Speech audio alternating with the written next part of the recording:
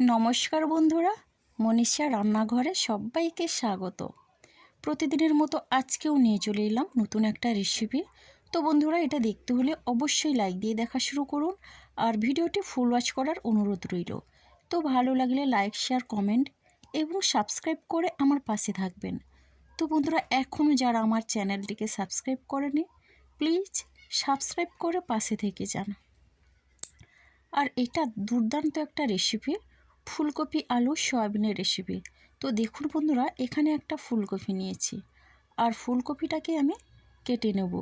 তবে হ্যাঁ, ফুলকপিটা বেশ কয়েকদিনের হয়ে গেল আর তার জন্য ফুলকপির একটু কালো কালো দাগ হয়ে গেছে আর সেগুলো আমি ভালো করে পরিষ্কার করে নেব। আর এই শীতের সময়ে ফুলকপি না হলে কিন্তু কোনো রেসিপি জমে না। তো শীতের সবজি দিয়ে কিন্তু যে কোনো রেসিপি অসাধারণ লাগে। তো বন্ধুরা দেখুন, এইভাবে কিন্তু ফুলকপিটাকে আমি পরিষ্কার করে নিচ্ছি আর এই রকম করে বড় বড় সাইজের একটু রাখছি। তো বন্ধুরা, সয়াবিন দিয়ে ফুলকপির রেসিপিটা কিন্তু খুব সুন্দর লাগে। আমরা অনেক রকমের ফুলকপির রেসিপি খাই, তবে এটাও খুব ভালো লাগে। আর এইভাবে দেখুন, ফুলকপির এই সাইডের খোসা টাইপের এগুলো তুলে দিলে একটু ভালো লাগে খেতে, আর নরমও লাগে। তো এখানে একটা বাটিতে আমি হলুদ জল করে রেখেছি। এবার ফুলকপিগুলো কেটে এই হলুদ জলের মধ্যে দিয়ে দিলাম আর অল্প লবণও দিয়েছি, তাতে করে কিন্তু অনেক জার্ম, নোংরা, পোকামাকড় এগুলো থাকলে বেরিয়ে যায়। তো বন্ধুরা দেখুন, এখন এই রকম সাইজের দুটো আলু নিয়েছি আর এই দুটো আলু ভালো করে খোসা তুলে ধুয়ে পরিষ্কার করে কেটে নেব।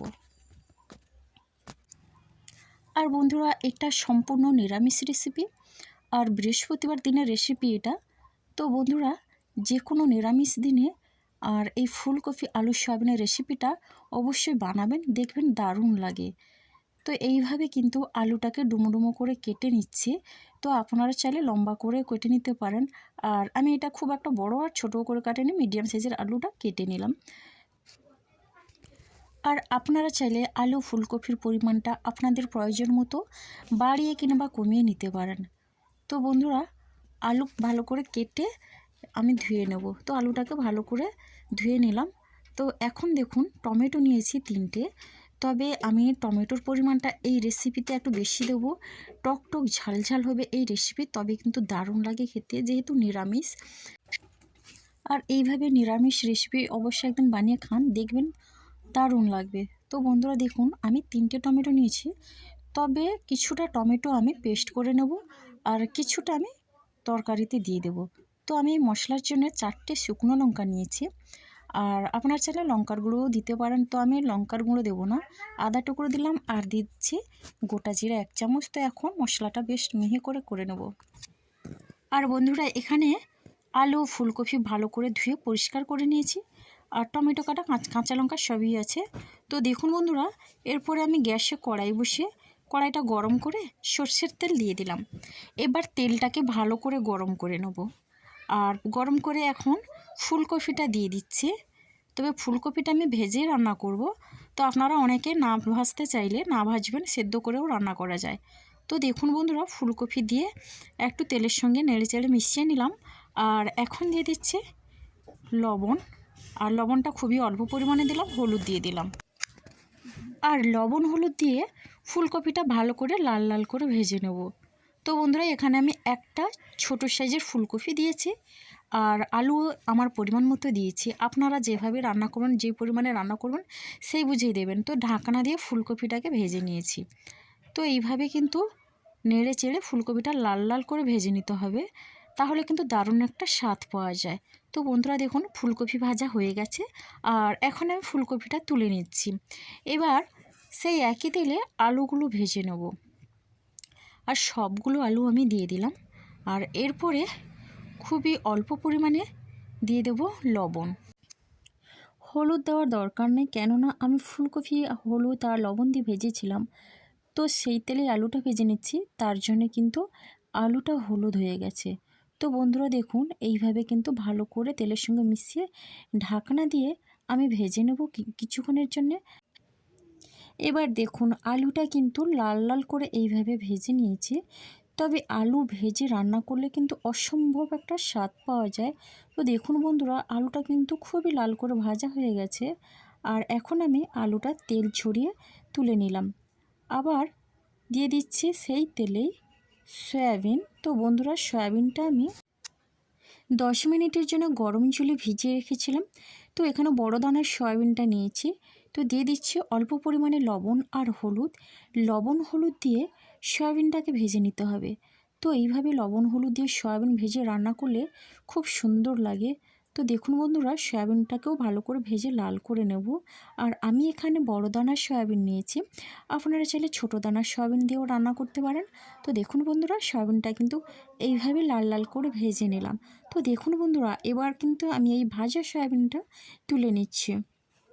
আর এদিকে দেখুন সয়াবিন, আলু, ফুলকপি সব কিন্তু আমার ভাজা হয়ে গেছে।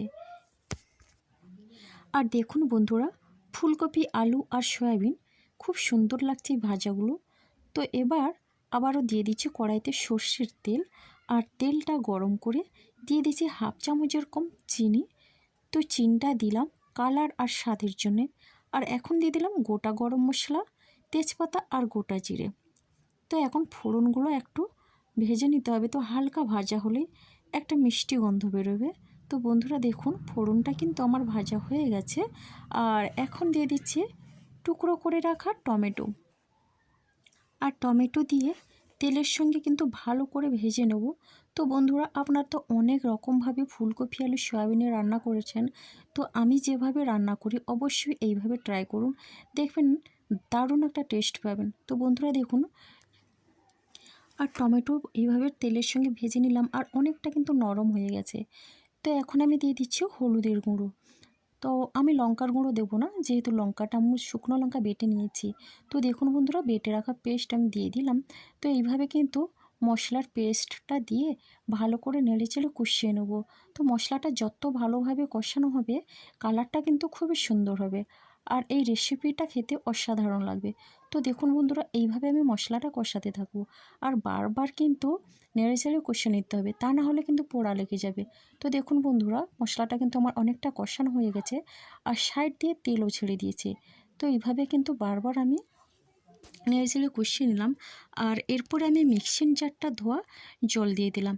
তো এই মশলা ধোয়া জলটা দিয়ে আবারও একই রকমভাবে মিশিয়ে নিচ্ছি আর এইভাবে কিন্তু কষিয়ে নেব। এবার ভেজে রাখা সয়াবিন আর আলুটা দিয়ে দিচ্ছি। তবে হ্যাঁ ফুলকপিটা কিন্তু এখন আমি দেবো না, ফুলকপিটা অবশ্যই পরে দেবো। কেননা ফুলকপি যখন আমি আগের থেকে ভেজে নিয়েছি ফুলকপিটা অনেকটা সেদ্ধ হয়ে গেছে।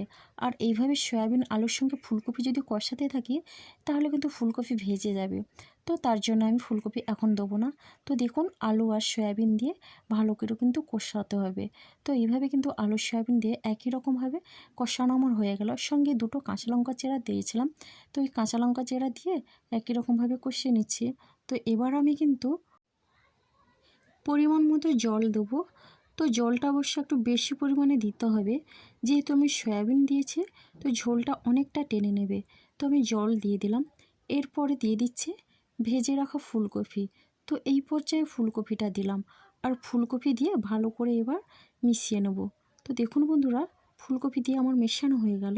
আর এখন দিয়ে দিচ্ছি পরিমাণ অনুযায়ী লবণ।